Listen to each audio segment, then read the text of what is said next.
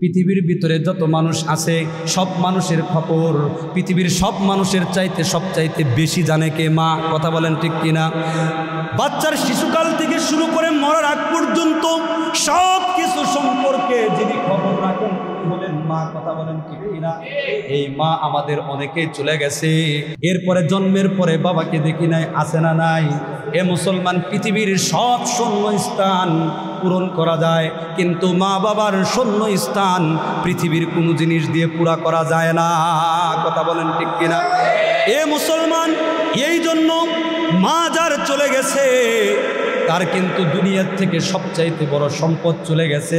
আল্লাহর নবী বলেন, তুমি যত বড়ই হও, যত বড়ই তুমি পদের অধিকারী হও না কেন, তোমার মায়ের পায়ের নিচেই কিন্তু তোমার বেহেশত। কথা বলেন ঠিক কিনা?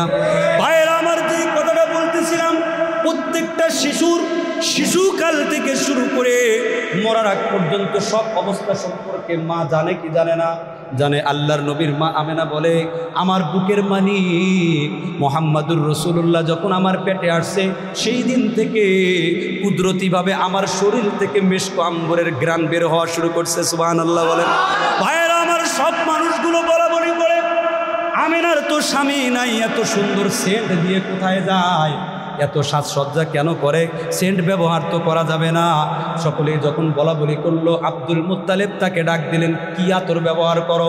সেই মুহূর্তের ভিতরে কিতাবের ভিতরে পাওয়া যায় আল্লাহর নবীর মা বলে, বাবা আমার তো কোনো দোষ নাই, আমার পেটের ভিতরে যেই সন্তান আসছে, যেই দিন থেকে আসছে সেই দিন থেকে যেই দিক দিয়ে যায় সেই দিকটাই পুরা এলাকা মুখরিত হয়ে যায়। সুবহানাল্লাহ। এরপরে রাস্তা দিয়ে যখন যায়, রাস্তার দুই পাশের গাছপালাগুলো আমারে সালাম দেয়। এরপরে যখন আমি ময়দানের ভিতরে চলি, আসমানের মেঘমালাগুলো খণ্ড হয়ে আমার উপর ছায়া প্রদান করে। সুবহানাল্লাহ বলেন।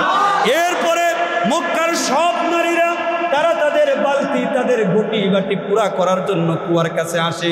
কষ্ট করে কুয়ার গভীরের ভিতরে বালতি নামায়া দিতে হয়, হামু দিয়ে শক্তি খাটায়া সেই কূপের ভিতর থেকে পানি উঠাইতে হয়। কিন্তু আমি মুহাম্মাদুর রাসূলুল্লাহকে পেটে নিয়ে কূপের কাছে যাই, কিন্তু কূপের গভীর থেকে আমার এই পেটে যেই বাচ্চা আছে, এই বাচ্চার ফজিলতের কারণে কূপের গভীর থেকে পানি উঠে কূপের মাথায় চলে আসে। বলেন সুবহানাল্লাহ। অন্যান্য মহিলারা বলে, আমেনা তুমি চলে যেও না, কারণ তুমি যদি চলে যাও পানি আবারও গভীরে চলে যাবে।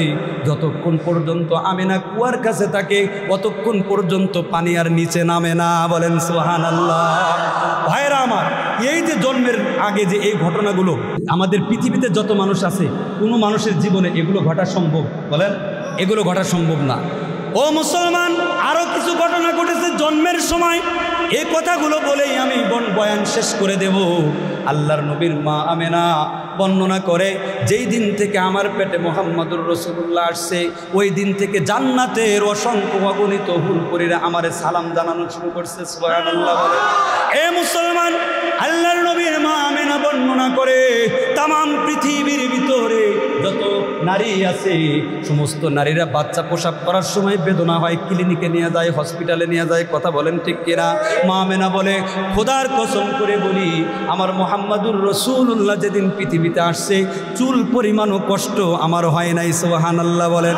ভাইয়েরা আমার, আল্লাহর নবীর মা আমেনা বলেন, আমার ছেলে যখন পৃথিবীতে আসছে আমার ঘরটা অন্ধকার ছিল।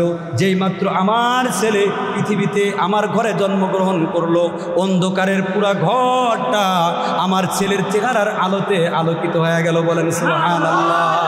ভাইয়েরা আমার, শুধু তা না, হঠাৎ করে আল্লাহর নবীকে রুমের ভিতরে পাওয়া যায় না। আল্লাহর নবীর মা চিন্তায় পড়ে গেলেন, পেরেশান হয়ে গেলেন। সন্তান যতই খারাপ হোক, সন্তানের কোনো কিছু হলে সর্বপ্রথম যার দিলের ভিতরে রেড সিগন্যাল দেয়, যার দিল সাক্ষী দেয়, সেটা হলো মা। কথা বলেন ঠিক কিনা? বিদেশের মাটিতে সন্তান আছে, সেই সন্তান যখন বিদেশের মাটিতে বিপদের ভিতরে পড়ে, তামাম পৃথিবীর কোনো রাডারের ভিতরে ধরা না পড়লেও মায়ের অন্তর আর কলিজার ভিতরে ধরা পড়ে। কথা বলেন ঠিক কিনা? এ মুসলমান, মা আমেনা পেরেশান হয়ে গেলেন। আমার ছেলে জন্মগ্রহণ করলো, কোথায় গেল? এমনি গায়েব থেকে আওয়াজ আসে, কিতাব পড়ে ওয়াজ করি, কিতাব না পড়ে ওয়াজ করি না।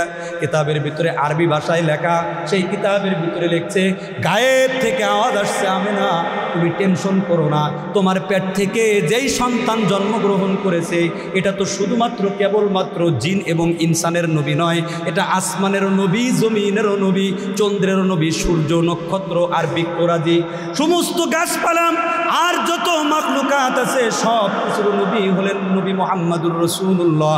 যখন জন্মগ্রহণ করেছে, জন্মের আগের থেকেই তামাম পৃথিবীর সব মাখলুকগুলো দিনে রাতে আমার কাছে আবেদন করেছে, আল্লাহ যেই নবীকে আপনি হাবিবুল্লাহ উপাধি দিয়েছেন, সেই নবীকে যেদিন জন্মগ্রহণ করাইবেন আমাদেরকেও সেই নবীর নুরানি চেহারা দেখায়া দিয়েন। বলেন সুবহানাল্লাহ।